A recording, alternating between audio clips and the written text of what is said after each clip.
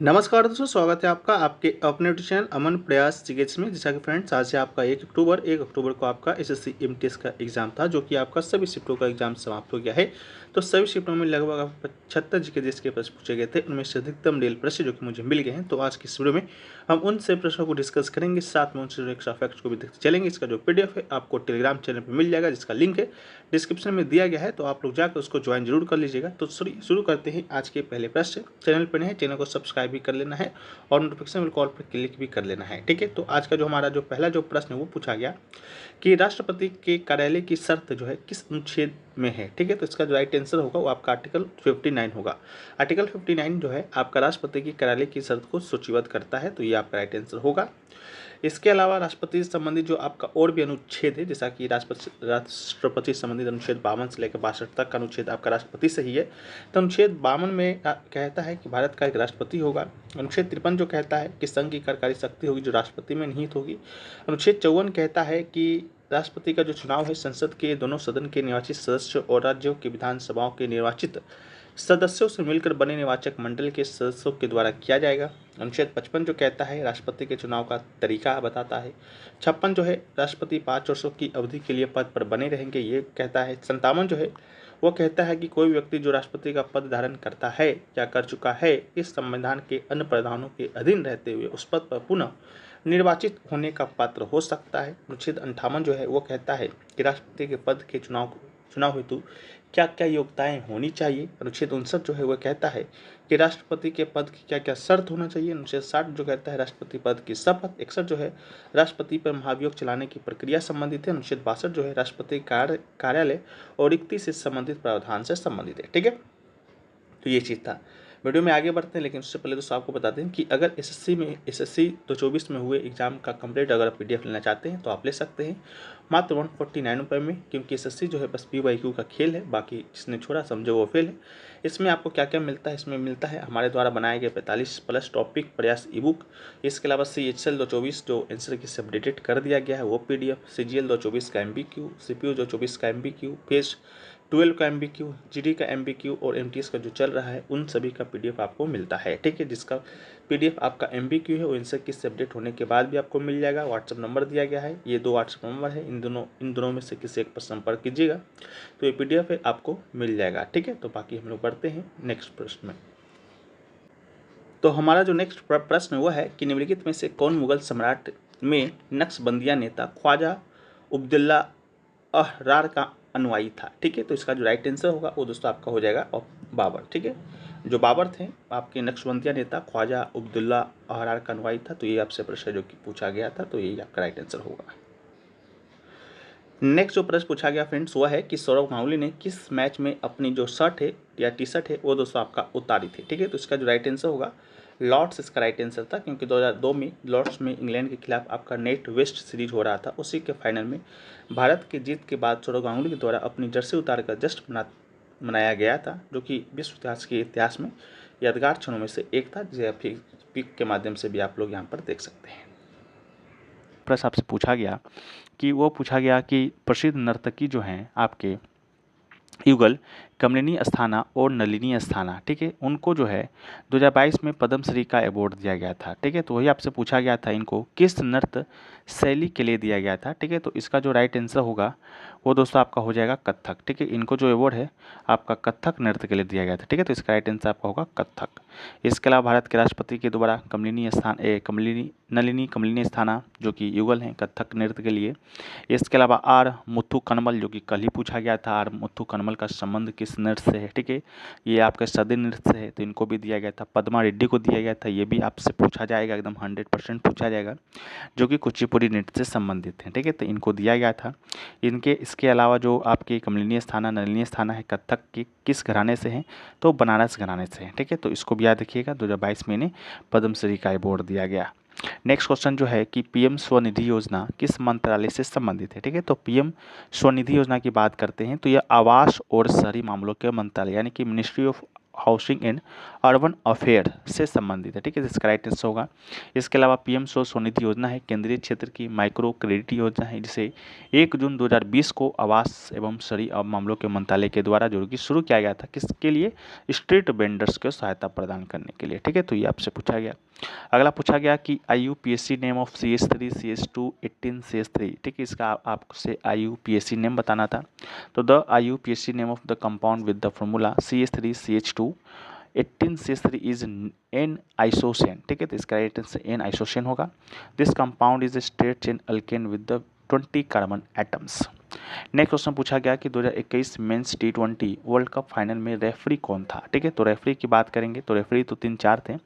शायद आपसे भारतीय रेफरी के बारे में पूछा गया हो, तो इसका राइट आंसर आपका जवागल शेरनाथ होगा। ठीक है, जाकि स्टूडेंट के द्वारा यही बताया गया है, जवागल शेरनाथ भी। ठीक है, इसके जो अलावा आपका मैच रेफरी थे वो थे आपके डेविड बून, इसके अलावा जेफ क्रो, रंजन मधुकले। ठीक है, और जवागल शेरनाथ।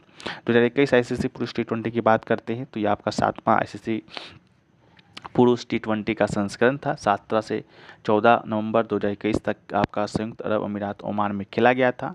वेस्ट इंडीज़ दोस्तों आपका क्या हुआ था? चैंपियन बना था। ठीक है, तो इसको भी याद रखना है। अगला पूछा गया था चिपकिली का खून कैसा होता है। तो चिपकिली के खून की बात करते हैं तो चिपकिली का जो खून होता है वो दोस्तों आपका ठंडा होता है। ठीक है, तो चिपकिली ठंडा खून वाला होता है, ये पूछा गया था। इसके अलावा पूछा गया कि ब्राह्मी लिपि को सर्वप्रथम किसने पढ़ा था। तो ब्राह्मी लिपि की बात करते हैं तो इसको सर्वप्रथम जो पढ़ा था, 4 ऑप्शन इस प्रकार से दिए गए थे, एन कनिंघम, H दानी और ब्यूलियर और जेम्स प्रिस्टप। ठीक है, तो इसका जो राइट आंसर होगा वो दोस्तों आपका जेम्स प्रिस्टप हो जाएगा। ठीक है, इसके अलावा 1837 में पढ़ा गया था। अगर आपसे डेट पूछा जाता है तो जेम्स प्रिस्टप नामक अंग्रेज विद्वान ने अशोक के लेखों जो कि ब्राह्मी लिपि में था उसका उदाचन किया, किंतु उन्हें लेखों की देवनागरी की पहचान सिंघल के राजा तीस से कर डाली। कालांतर में यह तथ्य प्रकाश में आया कि शैली अनुश्रुतियों दीपवंश तथा महावंश में उपाधि अशोक के लिए प्रयुक्त की गई थी। ठीक है, इसके अलावा अंततः वर्ष 1915 में मास्की जो कि कर्नाटक से प्राप्त लेख में अशोक नाम भी पढ़ लिया गया था। ठीक है, इसके अलावा अगर आपसे पूछा जाता कि दाहिने से बाईं कौन सी लिपि लिखी जाती है, तो दाहिने से बाईं की बात करेंगे तो ये खरोष्टी लिपि जो है आपका दाहिने से बाईं की ओर लिखी जाती है, इस बात को भी याद रखिएगा। ठीक है, अगला जो है कि APJ Abdul Kalam life time achievement award 2023 से किसे सम्मानित किया गया है। तो ये जो सम्मान है आपका संसद रत्न अवार्ड 2023 के जरिए दिया जाता है, जिसका राइट आंसर आपका TK रंगराजन होगा। CPM के पूर्व राज्यसभा सांसद रह चुके हैं। ठीक है, तो इन्हें ही doctor APJ Abdul Kalam life time achievement award से सम्मानित किया गया था। इसके अलावा संसद रत्न 2023 की बात करते हैं तो टोटल आपको ये कम 13 सांसद को यह दिया गया था, किन्हें किन्हें दिया गया है तो इसे आप लोग यहाँ पर पढ़ लीजिएगा। बाकी जो है APJ Abdul Kalam life time achievement award आपका श्री TK राजन को दिया गया है। इसके अलावा आपका transport tourism and culture committee from Rajya Sabha किसको दिया गया था? श्री बी विजय रेड्डी को दिया गया है। ठीक है, तो इसको भी आप याद रखिएगा। नेक्स्ट जो है कि भारत में सार्वभौमिक वयस्क मताधिकार की न्यूनतम आयु कितनी है। ठीक है, तो न्यूनतम आयु की बात करेंगे तो इसका राइट आंसर आपका 18 वर्ष होगा। सार्वभौमिक वयस्क मताधिकार से आशय है कि सभी वयस्क जो 18 वर्ष से हो या उससे अधिक हो नागरिक को बिना किसी भेदभाव के मत देने का अधिकार है। ठीक है, तो इसको भी याद रखिएगा। और एक आपका अरविंद अड्डिगा का उपन्यास पूछा गया था, तो अरविंद अड्डिगा के उपन्यास की बात करते हैं तो द व्हाइट टाइगर जो कि बहुत ही प्रसिद्ध ये आपका व्हाइट टाइगर है, जो कि 2008 में इन्हें इस उपन्यास के लिए आपका मैन बुकर पुरस्कार भी मिला है। ठीक है, तो ये भी है, ये भी पूछा गया। इसके अलावा आपसे पूछा गया था ख्याल गायन की पूछा गया था निम्नलिखित में से कौन ख्याल घरानों से संबंधित है। ठीक है, इस प्रकार का कोई क्वेश्चन पूछा गया था। तो ख्याल घराना की बात करते हैं तो इनमें आपका कई शैलियाँ हैं, जिसमें से ग्वालियर घराना, किराना घराना, पटियाला घराना हो गया, इसके अलावा आगरा घराना हो गया, इसके अलावा आपका जयपुर अतरौली घराना हो गया। ठीक है, तो इन सभी से कौन कौन संबंधित है थोड़ा सा हम लोग देख लेते हैं, जहाँ से प्रश्न आपके एग्जाम में आते हैं। तो ग्वालियर घराना से उस्ताद हदीस अली खां हैं, उस्ताद नत्थन का है, पंडित विष्णु दिगंबर पलुस्कर है। किराना घराना से आपका उस्ताद अब्दुल करीम खां, उस्ताद अब्दुल वहीद खां, भीमसेन जोशी आपके किराना घराना से। पटियाला घराना से उस्ताद बड़े गुलाम अली खां हैं, उस्ताद बरकत अली खां, उस्ताद अमानत अली खां। आगरा से फयाज खां, बिलायत हुसैन खां, उस्ताद शराफत हुसैन खां। जयपुर अतरौली घराना से आपका उस्ताद अलदिया खां हैं, उस्ताद मंजी खां हैं, किशोरी अमोनकर जी हैं, तो इसको भी याद रखिएगा। ठीक है, ये भी आपसे एग्जाम में पूछा जा सकता है। अगला जो क्वेश्चन पूछा गया कि राजन और साजन मिश्रा किस घराने से संबंधित है। ठीक है, तो राजन और साजन मिश्रा की बात करते हैं तो ये आपका बनारस घराना से संबंधित है।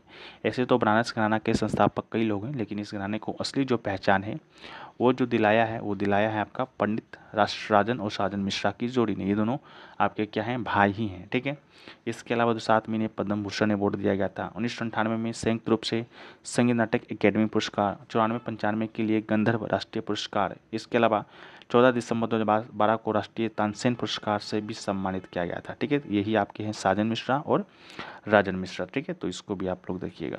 अगला जो है घोड़े मोदनी नृत्य, जो कि डैश से संबंधित है, तो इसका राइट आंसर आपका गोवा होगा।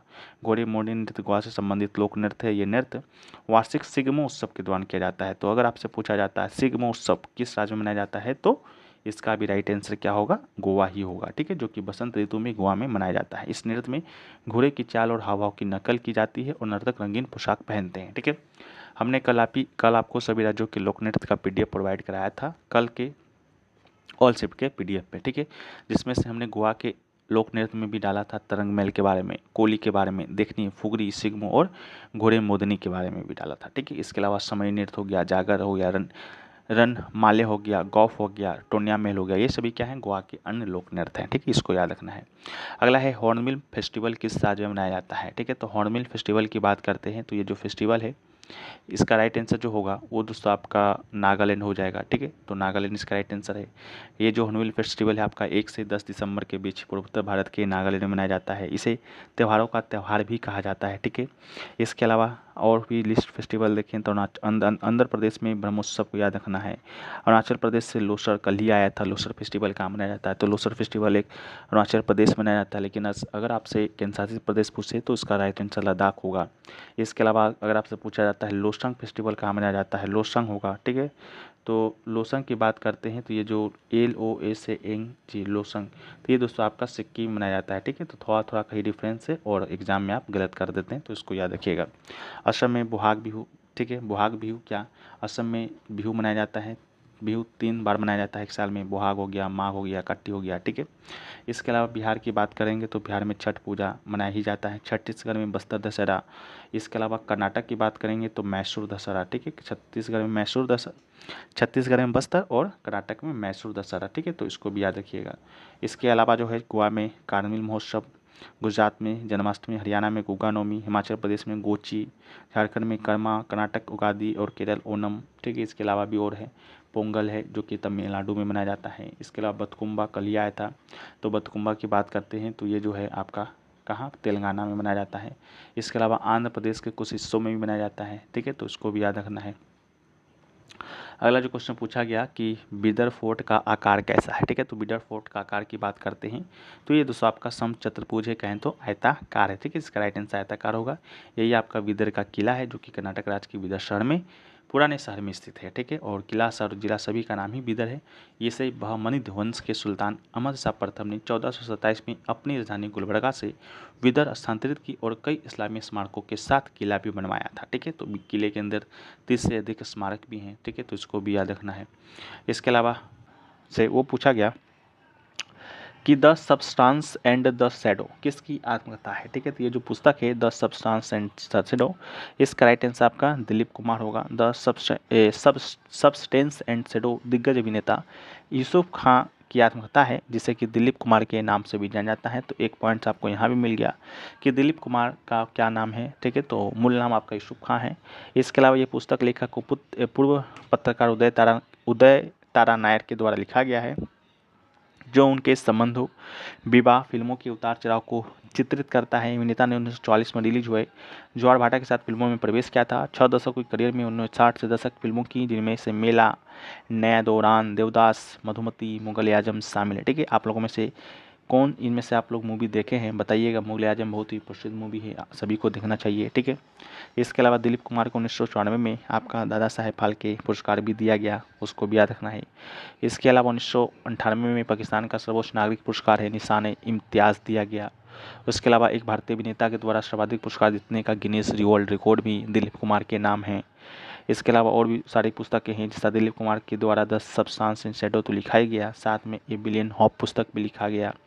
इसके अलावा शशि थरूर के द्वारा लिखिए the great Indian novel, an era of darkness, Pax Indica, the paradoxical prime minister, ये सभी शशि थरूर के द्वारा, चेतन भगत के द्वारा 5 point someone, one night and de Gaulle centre, 3D mistakes of my life, इसके अलावा 2 स्टेट्स, इसके अलावा रिवोल्यूशन 2020, हाफ गर्लफ्रेंड पुस्तक आपका चेतन भगत जी के द्वारा लिखा गया। राजदीप सरदेसाई के द्वारा 2019 how Modi won India, democracy 11, इसके अलावा newsman tracking India in the Modi era, ये सभी आपका राजदीप सरदेसाई के द्वारा लिखा गया।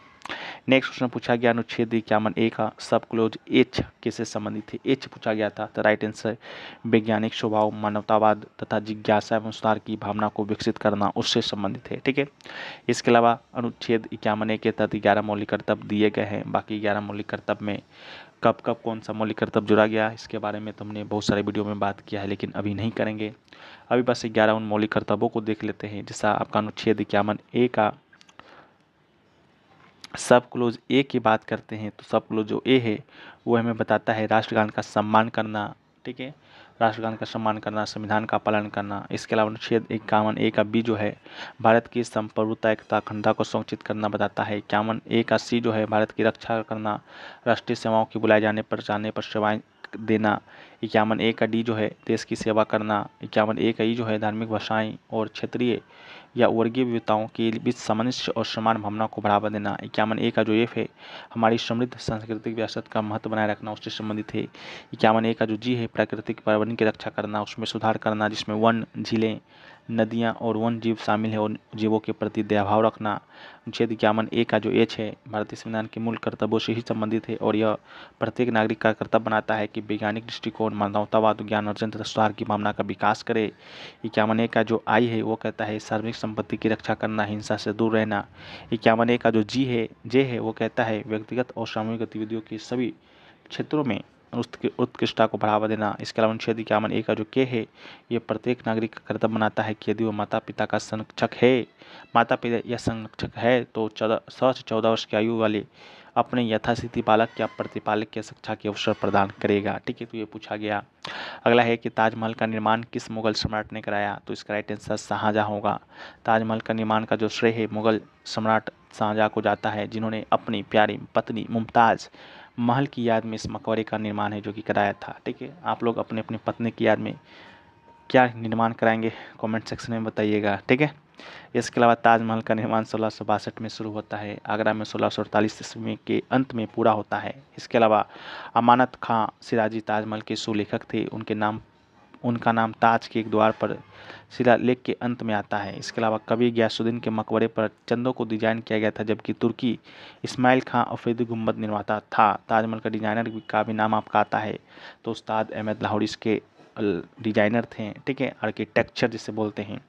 इसके अलावा केंद्रीय गुम्बद केंद्र में 187 फीट ऊंचा है। स्मारक निर्माण के लिए सफ़ेद पत्थर और लाल बिलो पत्थर का इस्तेमाल किया गया है। ठीक है, अगला है प्राचीन काल में रेशम मार्ग सिल्क रूट शब्द का अर्थ क्या है, तो सिल्क रूट से भी आपका प्रश्न आपका आया था, एग्जैक्ट प्रश्न मिला नहीं लेकिन आपका ये आया। ठीक है, तो सिल्क रूट की बात करते हैं तो चीन से अन्य देशों में रेशमी वस्त्र ले जाने वाले व्यापारियों का यात्रा मार्ग को हम लोग रेशम मार्ग के नाम से जानते हैं। और रेशम मार्ग को कुषाणों के द्वारा नियंत्रित किया जाता था, जिन्होंने लगभग 2000 वर्ष पहले मध्य एशिया उत्तर पश्चिम भारत पर शासन किया था। ठीक है, तो इसको भी याद रखना है। अगला क्वेश्चन पूछा गया what is the full form of SHG, तो इसका राइट आंसर होगा सेल्फ हेल्प ग्रुप। ठीक है, HSG का पूर्ण रूप होता है सेल्फ हेल्प ग्रुप, यानी कि स्वयं सहायता समूह। स्वयं सहायता समूह की बात करते हैं तो माइक्रो फाइनेंस का एक संगठन है जिसमें लोगों का एक छोटा समूह होता है और एक दूसरे को आर्थिक और भावनात्मक रूप से समर्थन देने के लिए एक साथ आते हैं। आमतौर पर ऐसे लोग से बने होते हैं जिनकी आर्थिक, सामाजिक, सांस्कृतिक पृष्ठभूमि समान होती है और जो अपनी वित्तीय स्थिति को सुधारने और अपने जीवन स्तर को बेहतर बनाने की कोशिश कर रहे होते हैं। ठीक है, इसके अलावा SHG जो है अक्सर सदस्यों को ऋण तक पहुँच प्रदान करने के लक्ष्य के साथ साथ वित्तीय साक्षरता और उद्यमिता में प्रशिक्षण सहायता प्रदान करने के लक्ष्य से बनाए जाते हैं। वे आमतौर पर अनौपचारिक समूह होते हैं जो औपचारिक रूप से व्यवसाय या संगठन के रूप में पंजीकृत नहीं होते हैं। वे अक्सर गैर सरकारी संगठनों या अन्य बाहरी संगठन के द्वारा समर्थित होते हैं जो तकनीक, सहायता और मार्गदर्शन प्रदान करता है। इसके अलावा SHG विकासशील देशों के लोगों के लिए वित्तीय सेवाओं तक पहुँच, उनकी आर्थिक भलाई में सुधार करने के लिए लोकप्रिय और प्रभावी तरीका है। ठीक है, तो इसको भी याद रखिएगा। इसके अलावा जो नेक्स्ट क्वेश्चन जो पूछा गया आपसे कि सेल जो है, सेल का जो फुल फॉर्म होता है पहले वो देखिए। सेल का फुल फॉर्म होता है आपका steel authority of India limited, ठीक है। पूछा गया था ये कौन से सेक्टर में है, ठीक है। तो इसका राइट आंसर होगा कि सेल जो है एक केंद्रीय सार्वजनिक क्षेत्र का उपक्रम है, ठीक है। तो सार्वजनिक क्षेत्र इसका राइट आंसर होगा, जो स्टील का जो उत्पादन का निर्माण करती है, ठीक है। तो इसको भी आप लोग याद कीजिएगा, ये भी पूछा गया था। इसके अलावा जो है और क्वेश्चन क्या पूछा गया उसको भी एक बार हम लोग देखें। तो वो क्वेश्चन पूछा गया आपसे कि बिहू डांस किस राज्य से संबंधित है, ठीक है। तो देखिए बिहू डांस की बात करते हैं तो बिहू डांस जो है वो तो आप लोग को भी मालूम है किस राज्य से संबंधित है, जिसका राइट आंसर आपका असम होगा। ये प्रश्न आपका इजी पूछ दिया गया, ठीक है। तो बिहू डांस आपका असम से है। बिहू डांस तो आपका असम में है ही, साथ में असम में बिहू डांस के अलावा बिहू नृत्य भी है, ठीक है। डांस तो है ही, फेस्टिवल भी है, ठीक है। जो बिहू फेस्टिवल है वो दोस्तों आपका असम में, आपको बता दें कि साल में 3 बार मनाया जाता है। कितने बार? साल में 3 बार मनाया जाता है, ठीक है। माघ बिहू, काटी बिहू, बोहाग बिहू के नाम से मनाया जाता है, ठीक है। तो इसको भी याद रखना है। अगला जो है सितारा देवी जो है किस नृत्य से संबंधित है। हालांकि इतना इजी प्रश्न आपके एग्जाम में नहीं आया था, आपका जो आंसर था वो कथक था। बाकी सितारा देवी जो है आपका कथक नृत्य से संबंधित हैं। और सितारा देवी के साथ साथ और भी 3-4 नाम आपको देखने को मिले थे, ठीक है। वो 3-4 नाम तो पता नहीं चल पाए हैं। अगर आप लोग को मालूम है तो आप लोग कमेंट सेक्शन में ज़रूर हमें बताइएगा वो कौन कौन से नाम हैं जो कि सितारा देवी से संबंधित है, जो कि आपका दिया गया था, ठीक है। तो हमें एक नाम तो मिला जो कि हमने आपको है जो कि बता दिया, ठीक है। तो ये पूछा गया था। इसके अलावा सितारा देवी की बात करते हैं तो इसे नृत्य सामग्री के रूप में भी जाना जाता है, ठीक है। इनको नृत्य सामग्री यानी कि कथक की रानी का जो उपाधि है, अब आप पूछिएगा इनको दिया किसने, तो इनको दिया था किसने, तो इनको दिया है रविन्द्रनाथ टैगोर ने, ठीक है। पंडित रविन्द्रनाथ टैगोर के द्वारा है जो कि इन्हें नृत्य सामग्री कहकर संबोधित किया गया था, ठीक है। तो इसको भी याद रखिएगा, ये भी आपके एग्जाम में पूछा जा चुका है। इसके अलावा इनको सम्मान क्या क्या मिला है, ठीक है। सम्मान कहें तो पुरस्कार क्या क्या मिला है उसको देखिए। इनको तो सबसे पहले 1969 यानी कि 1969 में आपका संगीत नाटक एकेडमी अवार्ड मिला, ठीक है। तो इसे हम लोग SNA के नाम से जानते हैं। इसके अलावा 1975, ठीक है, यानी कि 1975 में क्या मिला, तो पद्म श्री मिला। तो इसको भी याद रखिएगा। इसके अलावा आपका 1994 यानी कि 1994 में क्या मिला, कालिदास सम्मान मिला। जो कालिदास सम्मान है वो किस सरकार के द्वारा दिया जाता है, तो ये दिया जाता है मध्य प्रदेश सरकार के द्वारा, ठीक है। तो इसको भी याद रखना है। बाद में इनको भारत सरकार के द्वारा जो है पद्म भूषण दिया गया था, लेकिन इन्होंने लेने से इनकार कर दिया था, ठीक है। इन्होंने कहा था क्या सरकार मेरे योगदान को नहीं जानती है, ये मेरे लिए सम्मान नहीं, मेरे लिए अपमान है, ठीक है। मैं भारत रत्न से कम नहीं लूँगी, ऐसा इनका कहना था, ठीक है। तो ये भी चीज़ है। बाकी कुछ नहीं, 16 वर्ष की आयु में उनके प्रदर्शन को देखकर भावविभोर हुए गुरुदेव जो है रविन्द्रनाथ टैगोर ने इन्हें नृत्य सामग्री की उपाधि है जो कि प्रदान किया था, ठीक है। तो इसको भी आप याद रखिएगा, ये भी एग्जाम में यहाँ पे पूछा जाता है। अगला है हड़प्पा रिलेटेड स्टेटमेंट पूछा गया था, जिसमें बताना था कि इनमें से कौन सा फॉल्स है, ठीक है। तो स्टेटमेंट तो हमें मिला नहीं, मे बी आपसे यही पूछा गया हो कि हड़प्पा सभ्यता में लोहे का उपयोग किया गया था। तो ये स्टेटमेंट आपका गलत है, क्योंकि हड़प्पा जो सभ्यता है वो आपका कांस्य से युग सभ्यता था, ठीक है, जिसमें लोहे का उपयोग नहीं होता था। कांस्य जो है किससे किससे मिलकर बना था, तांबा और पित्तल से बनकर बनता है कांस्य, ठीक है। तो इसको भी आप याद रखिएगा। नेक्स्ट जो है आपसे पूछा गया था कार रेस 2023 तेलंगाना कोऑर्डिनेट से संबंधित पूछा गया था कि कहाँ पर आयोजित हुआ था, ठीक है। तो 2023 में जो तेलंगाना में आयोजित कार रेस जिसे हैदराबाद ईपेक्स के नाम से जाना जाता है, हैदराबाद के हुसैन सागर झील के पास एक स्टेट सर्किट पर आयोजित किया गया था। यह ट्रैक 2.835 किलोमीटर लंबा है, जिसमें कुल 18 मोड़ है, ठीक है। तो हैदराबाद में आयोजित किया गया। अगला जो है कि 2023 में आयोजित 9वें ब्रिक्स संसदीय फोरम में किस भारतीय संसद ने भाग लिया था, तो इसका राइट आंसर आपका ओम बिरला होगा। 2023 में आयोजित 9वें ब्रिक्स संसदीय फोरम में विभिन्न देशों के संसद सदस्यों ने भाग लिया। इस फोरम का जो आयोजन है 27 से 28 सितंबर 2023 को जोहान्सबर्ग दक्षिण अफ्रीका में हुआ। इस फोरम में भारत की संसद का जो प्रतिनिधित्व करने वाले प्रमुख सदस्य जो थे आपके लोकसभा जो अध्यक्ष हैं ओम बिरला, उन्होंने ही किया था, ठीक है। इसको भी याद रखना है। एक क्वेश्चन आपका नॉन पोलर मॉलिक्यूल से पूछा गया था, ठीक है। तो जो नॉन पोलर जो मॉलिक्यूल है उसमें डाइपोल मोमेंट नहीं होता है। इसका मतलब है कि मॉलिक्यूल्स में इलेक्ट्रॉन डिस्ट्रीब्यूशन सिमेट्रिक होता है, जिससे पॉजिटिव और नेगेटिव चार्ज बैलेंस हो जाते हैं और डाइपोल मोमेंट जीरो हो जाता है, ठीक है। तो इस प्रकार प्रश्न क्या बना था आप लोग कॉमेंट सेक्शन में बताइएगा। अगला जो क्वेश्चन पूछा गया आरोग्य मिशन से संबंधित पूछा गया था, तो आरोग्य मिशन की बात करते हैं तो ये आपका 2013 में शुरू किया गया था, ठीक है। तो इसको भी आप याद रखिएगा। एक क्वेश्चन आपका मिलान करने को आया था प्रोटीन, फैट, कार्बोहाइड्रेट का, ठीक है। इस मैचिंग द बायोनेम, ठीक है, इसको मिलान करना था। तो प्रोटीन को ट्रिप्सिन से मिलान करना था, वसा को लाइपेज से, और कार्बोहाइड्रेट को अमाइलेज से क्या करना था, मिलान करना था, ठीक है। बाकी एक था आपका ट्रिप्सिन भी था, ठीक है। यहाँ पर आपका है ट्रिप्सिन भी था। तो ट्रिप्सिन जो है प्रोटीन को पेप्टाइड्स और अमीनो एसिड में तोड़ता है, ठीक है। तो इसको याद रखना है। लाइपेज जो है लिपिड्स जो यानी वसा को फैटी एसिड में ग्लिसरॉल में तोड़ता है। एमाइलेज की बात करते हैं तो कार्बोहाइड्रेट यानी स्टार्च और ग्लाइकोजन को सरल शर्करा में तोड़ता है, ठीक है। तो ये सारी चीज़ें आपसे एग्जाम में पूछा गया था, ठीक है।